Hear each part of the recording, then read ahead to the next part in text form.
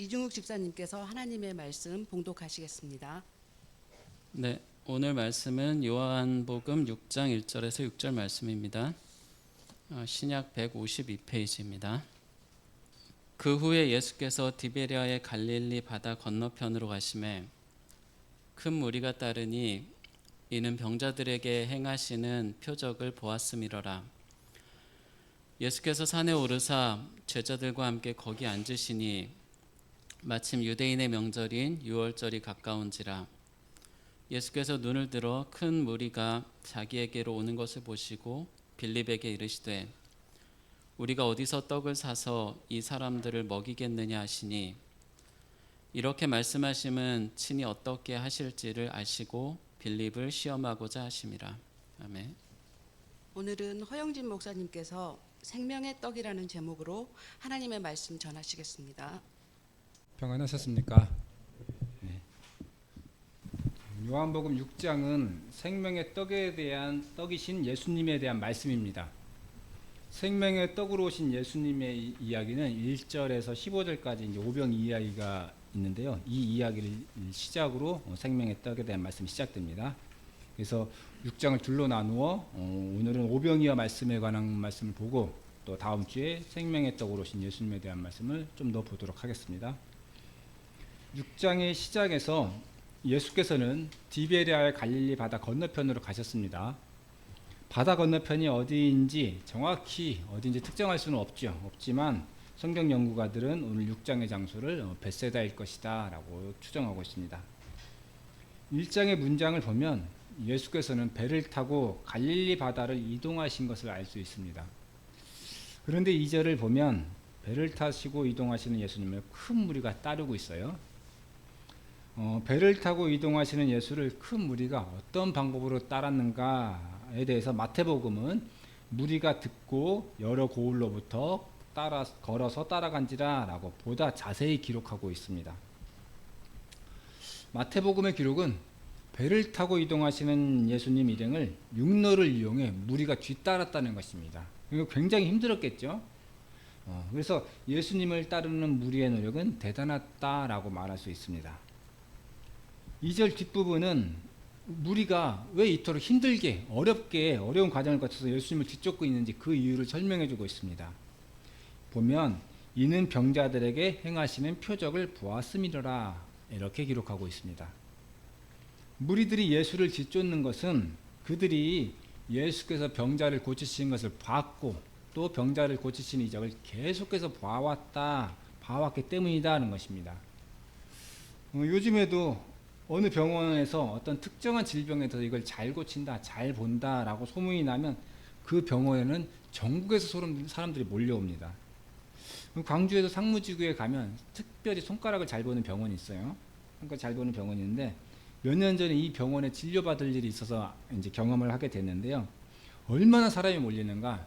이 병원에서 진료받으려면 특히 한번 진료를 받고 계속해서 진료를 봐야 되잖아요. 그걸 하려면 새벽 6시에 병원에 가서 줄을 서야 됩니다. 그렇지 않으면 진료를 못 봐요. 그렇게 됐습니다. 그런데 예수님 당시에 귀신을 쫓아내고 맹인의 눈을 뜨게 하고 말씀 한마디로 병을 치유하는 예수님의 이적을 목격한 사람들은 오죽했을까라는 것이죠. 그들은 예수님이 가시는 곳이면 어디든지 따라다녔을 겁니다.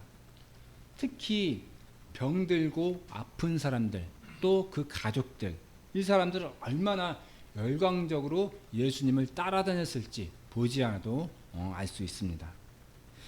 시대는 변했어도 사람들이 예수님을 따르는 목적은 크게 변하지 않습니다. 우리도 아니라고는 하지만 어느 정도씩은 복을 바라고 예수님을 따르는 또 예수님을 믿는 그런 마음이 있기 때문입니다. 구원의 복은 당연한 것이고 우리가 예수님을 믿음으로써 구원받고 그런 것은 당연하게 생각하고 또 현세에 있어서의 재물, 또 현세에 있어서의 명예, 또 평안과 안녕 이런 바라는 마음은 누구에게나 있기 때문입니다. 현대사를 통해 본 대중의 집단지성은 때로는 매우 현명한 방향으로 작동하기도 하죠. 하지만 많은 경우에 매우 어리석은 방향으로 대중들은 이용당하기도 합니다. 어떤 사람이 있어요. 지금 감옥에 갔다고 하는데 저랑 같은 성씨를 가진 한 사람이 있는데요. 이 사람은 썩은 우유를 팔았어요. 썩은 우유를 가지고 이 사람이 이름을 부르면서 먹고 그러면 이게 병이 낫는다. 비싼 값에 팔기도 했어요. 이용당하죠. 많은 사람들이.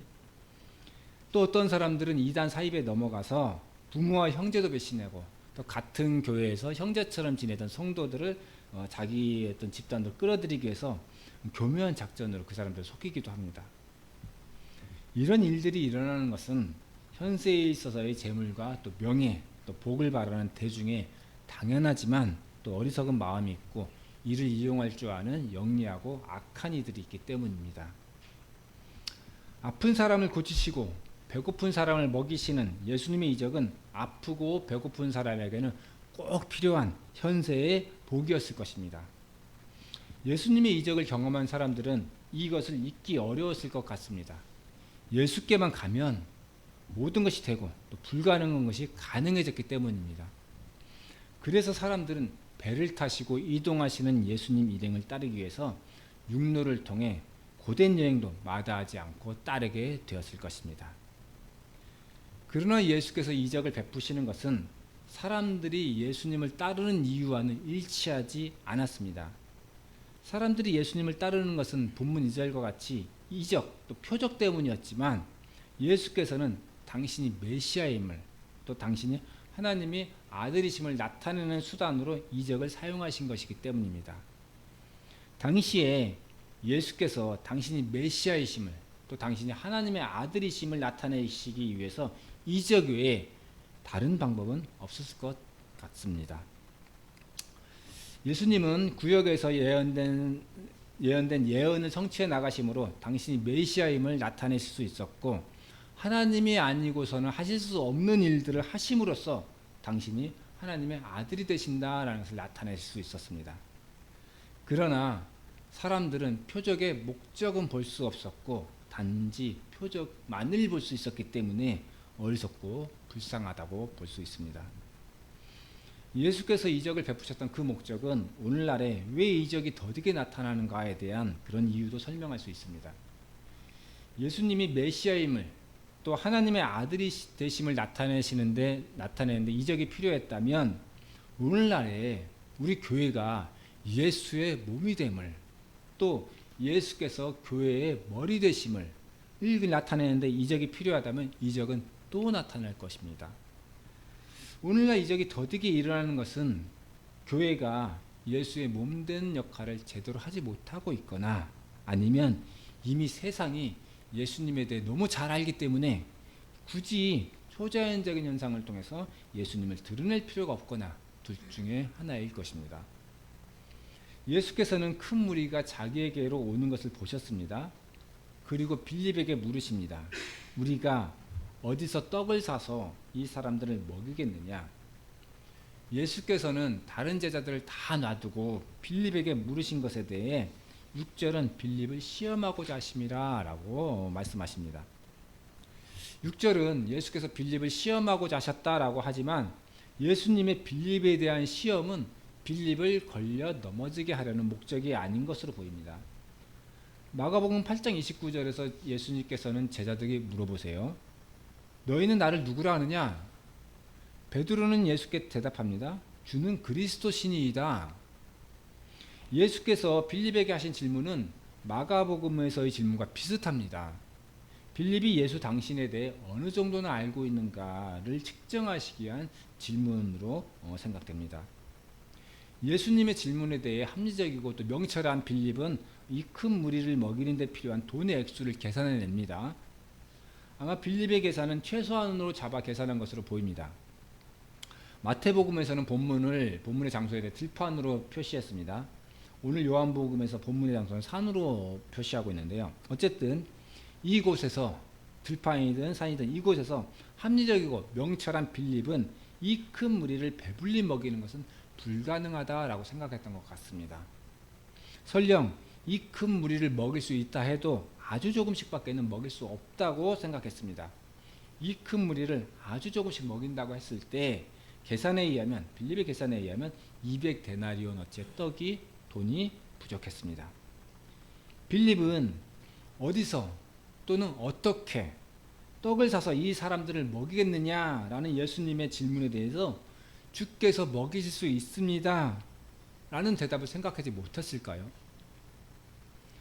요한복음 2장의 가나의 혼인잔치는 빌립도 그렇게 생각하고 또 말할 수 있었을 그런 가능성을 보여줍니다. 예수께서는 한 혼례에 청함을 받아서 가십니다. 그리고 그 혼례잔치에서 물로 포도주를 만드는 이적을 행하셨습니다. 이것이 예수님의 요한복음에서 첫 번째 이적이죠. 이 일에 대해 요한복음 2장 11절은 이렇게 평가합니다. 예수께서 이 첫 표적을 갈릴리 가나에서 행하여 그의 영광을 나타내심에 제자들이 그를 믿으니라. 빌립은 예수께서 병자를 고치시는 것뿐 아니라 물로 포도주를 만드는 것까지 본 제자였습니다. 그럼에도 예수께서 이 큰 무리를 먹일 수 있다고는 생각하지 못했나 봅니다. 근본 원인은, 그런데 빌립은 이런 것까지 보고 왜 예수께서 이것을 하지 못했다고 생각했을까? 왜일까? 근본 원인은 예수님이 누구이신지에 대한 빌립의 믿음이 부족했음을 말할 수 있습니다.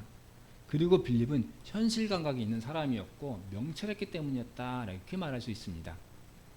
빌립이 정말 예수님이 누구신지 알았다면 예수께서 어떻게 떡을 사서 이 사람들을 먹이겠느냐 이렇게 질문하셨을 때 떡을 살 수 있는 돈을 계산해내지는 않았을 것입니다. 오히려 반대로 주께서 이 큰 무리를 먹이시기 원하십니까? 라고 되물었어야 했을 것입니다. 빌립은 예수께서 물로 포도주를 만드는 것을 봤습니다. 그러나 배고픈 5천 명은 먹일 수 없다고 생각했던 것 같습니다. 그것은 했지만 이것까지는 못하실 것이다 라고 생각했습니다.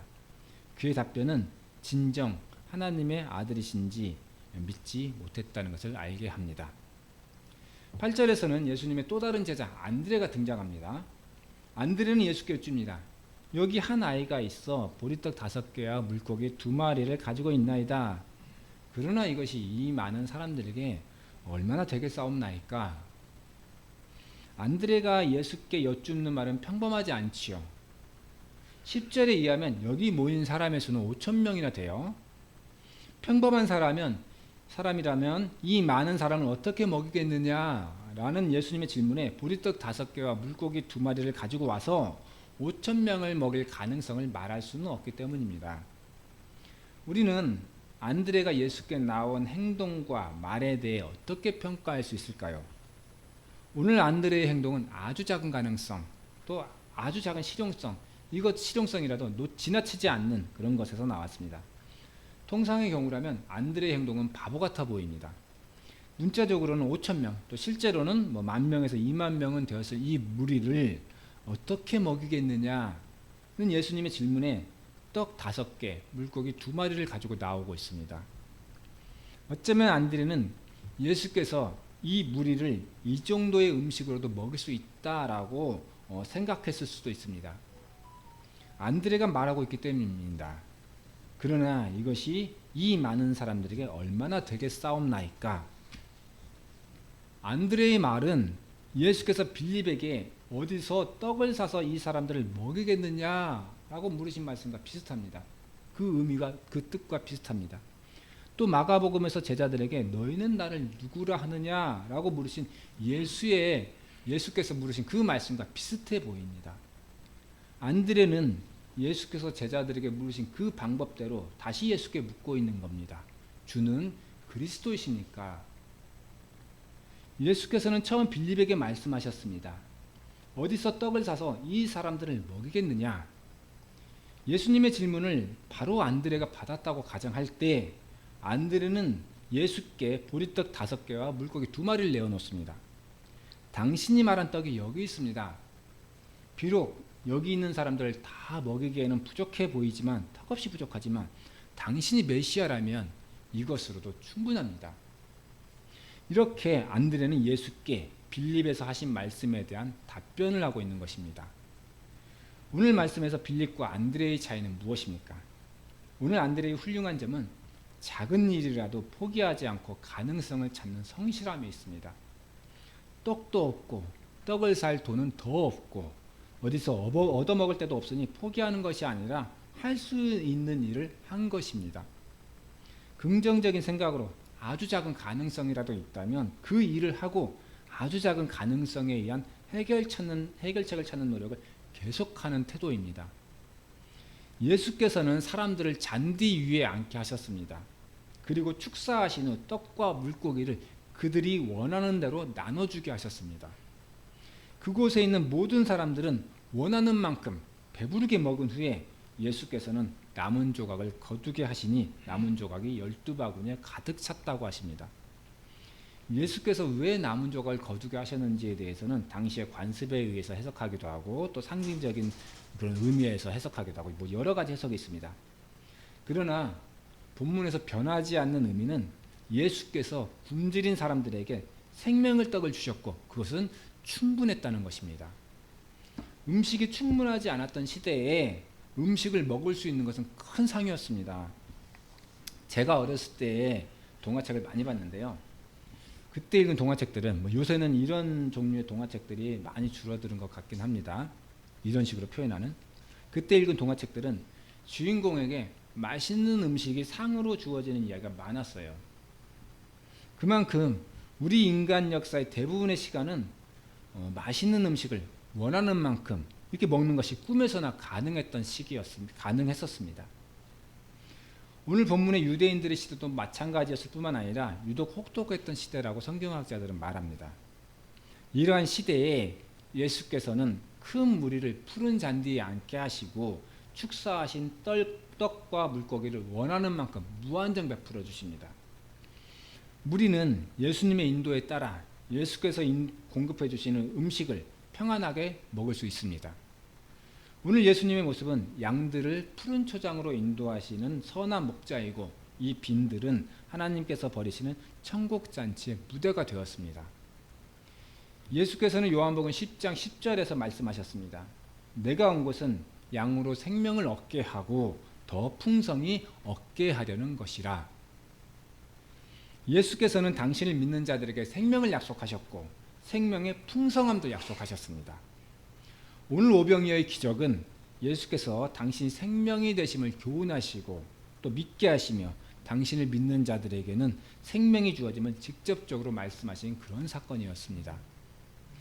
14절에서 사람들은 예수께서 행하신 표적을 보고 말합니다. 이는 참으로 세상에 오실 그 선지자라. 신명기 18장 15절에서 하나님은 모세와 같은 선지자 하나를 일으키시겠다고 예언하셨습니다. 그런데 그들이 보기에 예수가 바로 그 선지자라는 것입니다.